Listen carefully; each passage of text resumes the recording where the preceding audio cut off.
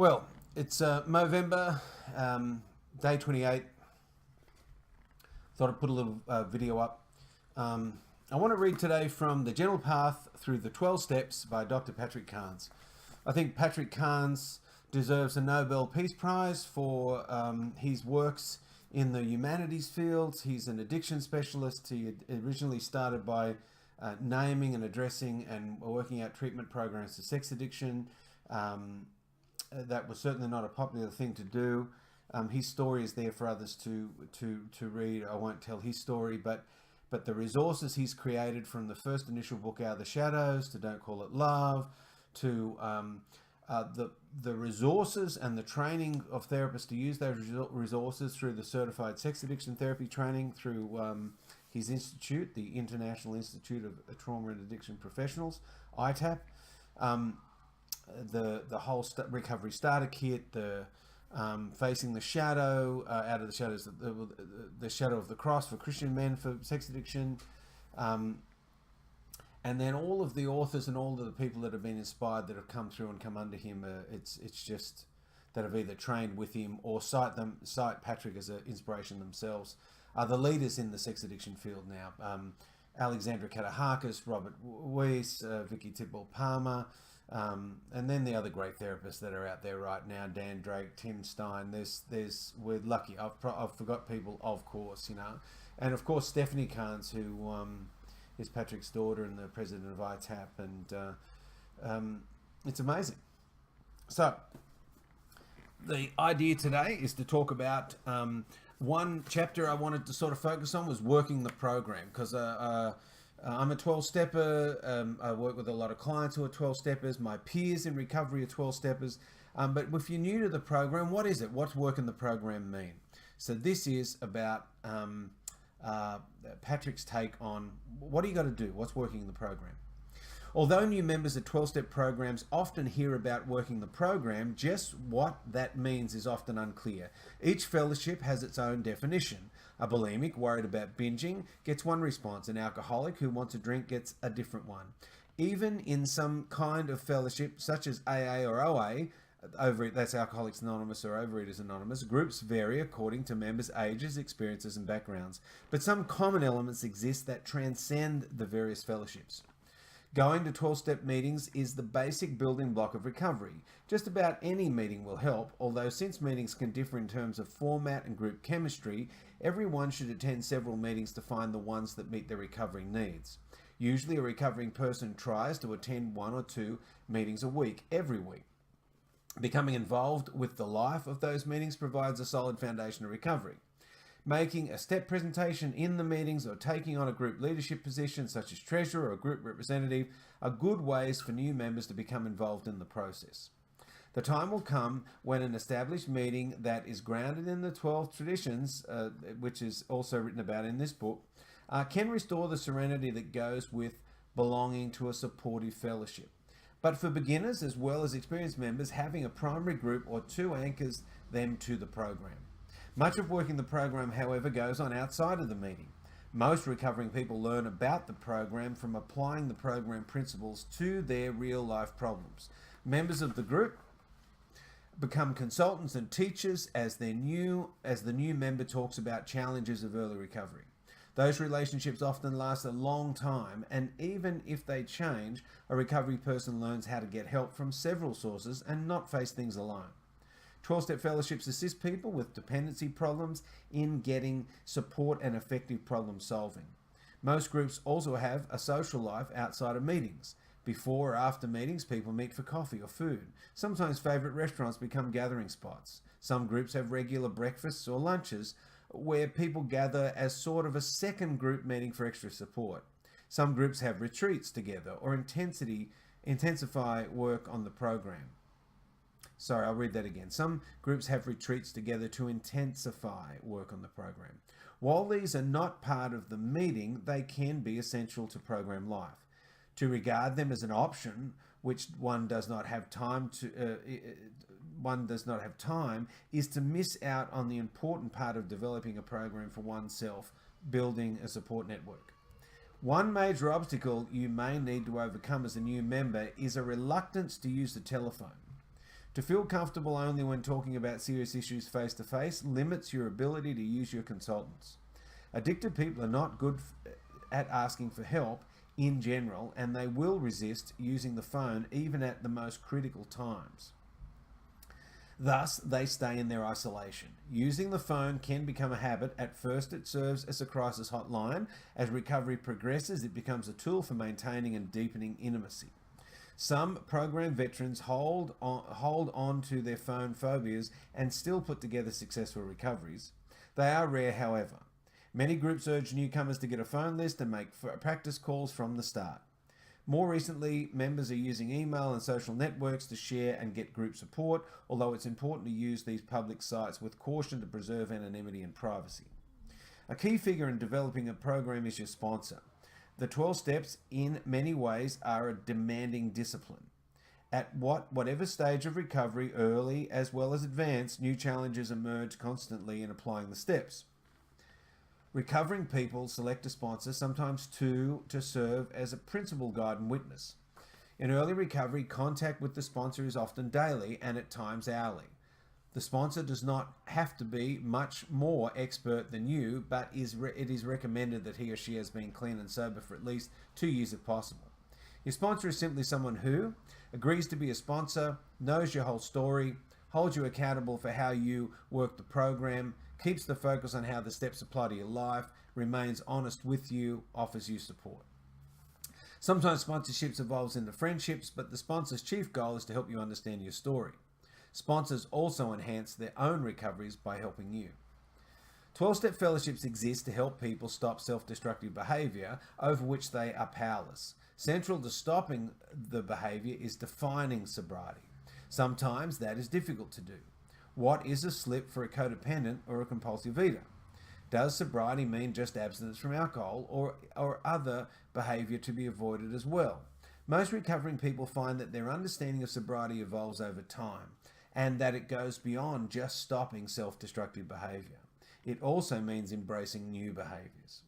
Later in this workbook, you will have the chance to examine your definition of sobriety. At the outset, however, you will need to talk with your sponsor and your group about what you will and will not do. You may be powerless over your addiction, but you are responsible for your recovery. Many people find initiating a recovery program extremely difficult. In earlier times, the only solution when things got rough was to attend more meetings. Fortunately, professional therapists and treatment facilities now support the recovery process for many forms of addictive illness. They have become extended partners to the fellowship. When you feel discouraged, read the big book of Alcoholics Anonymous, the original fellowship, especially chapters 5 and 6. Composed in the early days when professional support was unavailable and even hostile to 12-step groups, it serves as an inspiration to all who wish to transform their lives. There you go. Didn't even turn my own phone on. They usually ask you to do that in meetings. The 12 steps form a process that promotes two qualities in its membership: honesty and spirituality. Starting with the first admission of powerlessness, the steps demand a high level of accountability to oneself and others. Only one way exists to maintain the level of integrity: a committed spirituality. The fellowship becomes a community that supports this process. The program, however, is not abstract but very concrete. You work your program whenever you make a call for support, do a daily meditation of the program, admit your powerlessness, be honest about your mistakes and shortcomings, have a spiritual awareness, support another program person, work actively on a step, work for balance in your life, focus on today, take responsibility for your choices, feelings, and actions, do something to mend harm you caused, attend a meeting, give a meeting, maintain a defined sobriety. Addicts and co-addicts live in extremes. No middle ground exists. You, as an addict, are like a light switch that is either totally on or totally off. Life, however, requires a rheostat, a switch mechanism in which there are various degrees of middle ground. Mental health involves a disciplined balance that relies on self-limits and boundaries. Nowhere is that more evident than in the two core issues that addicts, including co-addicts, face: intimacy and dependency. The most obvious extreme is dependency. on a mood-altering drugs or experience like sex, gambling, and eating to cope with life. The chemical or experience becomes the trusted source of nurturing or a way to avoid pain and anxiety. All else is sacrificed or compromised. Workaholism, compulsive spending, high-risk experiences, skydiving or racing simply fill out the range of options to lose oneself. In the grip of addiction or obsessive behavior, life becomes chaotic and crisis-filled. Addicts and co-addicts live in excess and on the edge. Because they do not complete things, they have much unfinished business. They lack boundaries, so they often do not use good judgment. Others see them as irresponsible and lacking common sense. The opposite excessive extreme is grounded in over-control. Sexual obsession, for example, can be expressed in either sexual addiction or compulsive abstinence. Many adult children of alcoholics who become compulsive non-drinkers are as obsessed with alcohol as their alcoholic parents. An anorexic or compulsive overeater are both obsessed with food. Over-control may be reflected in behaviors such as compulsive dieting, hoarding food or money, extreme religiosity, phobic responses, panic attacks, or procrastination. For those with a strong need to control people, events, or their emotions, life becomes rigid, empty, and sterile. Risks are to be avoided at all costs. The beginning of new projects or experimenting with new behaviors is sustained by harsh judgmental attitudes and perfectionism. Living in deprivation may seem better than being out of control, but it is still an obsessive lifestyle that leads to loss of self. Recovering people can fall into a real trap if they switch from one extreme to the other and believe that the shift equals true change. The following chart shows that dynamic, and I'll read that for you. Out of control are things like alcoholism, sex addiction, compulsive eating, compulsive gambling, high-risk experiences, workaholism, and compulsive spending. And then life becomes, the unmanageability is chaotic, risk-filled, living on the edge, crisis-filled, unfinished, deprived of common sense, irresponsible, and obsessive. The over-control part of that is compulsive non-drinking, compulsive non-sexuality, anorexia, extreme religiosity, phobic responses, procrastination, compulsive saving, and then the unmanageability. Life becomes rigid, risk-avoidant, empty, stuck at the beginning, filled with judgments, hung up on perfection, and deprived and impoverished. When some of these obsessive behaviors mix, life becomes even more complex. Consider this couple. Here is a sex addict and an alcoholic. She is a compulsive overeater. She attempts to control his addiction by monitoring the websites he visits for porn and by throwing out his booze. He monitors her eating and criticizes her weight. They are both codependent. Each is obsessed with what the other is doing, each believing that he or she has the power to change the other. In his sex addiction, as his sex addiction becomes more out of control, although he believes he can control it, she becomes more non-sexual, acting as if she has the power to balance the equation. Even her excessive weight becomes a way of her to exert power by making her sexually unattractive. The reality is they are both powerless in some ways and they are not acknowledged. Variations of this theme plague couples and families in which addiction thrives. A person can even live in simultaneous internal extremes. For example, think of the bulimic who both binges, overeats, and purges, vomits. Only one way exists for people who fight living in such addictive extremes. Only one way exists for people to fight living in addictive extremes: to admit to the reality of their powerlessness. To accomplish that task, another issue needs to be faced: intimacy. Addicts and co-addicts seek closeness, nurturing, and love. In many ways, addiction derives its compelling force because of a failure of intimacy. Addictive, again, including the co-addictive, obsession replaces human bonding and caring. So addictive obsession replaces human bonding and caring. With no emotional rheostat, you can live an isolated, lonely existence in which you build walls around yourself, deny your own needs, and share nothing of yourself. Or you flip to an emotionally enmeshed existence in which you are so over-involved you feel trapped and smothered.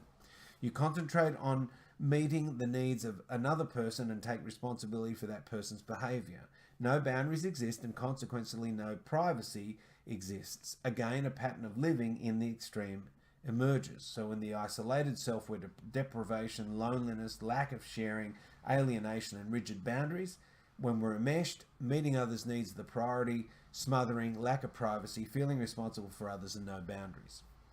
Add out of control with isolated, that's one extreme, and you get off center. Add over control with enmeshed, and you get off center in another way. Extreme living is part of the addict's response to past or present trauma. It typically includes black and white thinking, dividing the world into our supporters and our enemies, or all or none responses, never telling our neighbour that her cat repeatedly digs up our garden, then suddenly calling the police about it. The 12 steps offer you a path out of extreme living. 3 themes remain constant throughout the 12-step process: balance, focus, and responsibility for self. Balance, to avoid either or extremes. Focus, to live in the present, a day at a time and not in the future or the past. And responsibility, to live within your own human limits. With these 3 themes as a basis for living your life, recovery becomes possible. Before thoroughly pursuing your path, you need to secure guides to support you and help you on your way. Usually this starts with your sponsor. A sponsor is a person who works with you to help you understand the program you undertake, other members of your 12-step group, or if you're in therapy, your therapist can also serve as guides. Record on the next page the name of your guides.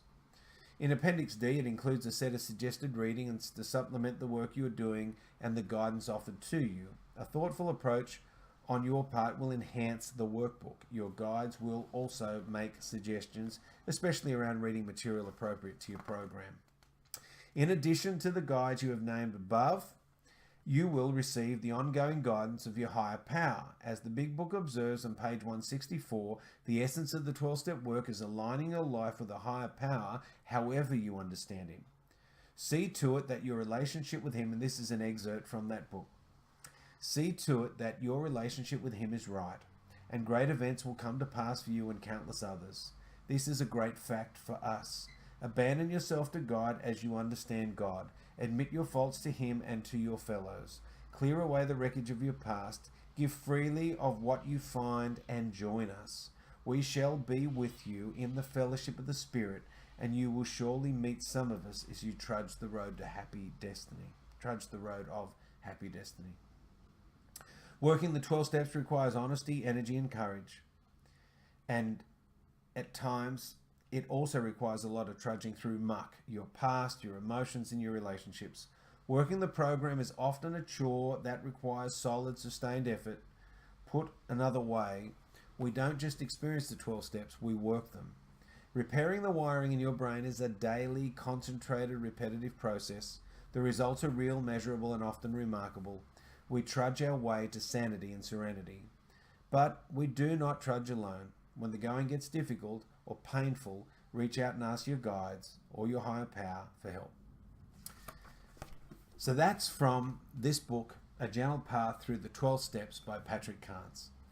There's a lot of great YouTube talks by Patrick. My favorite at the moment is Why Treatment Works, which is available.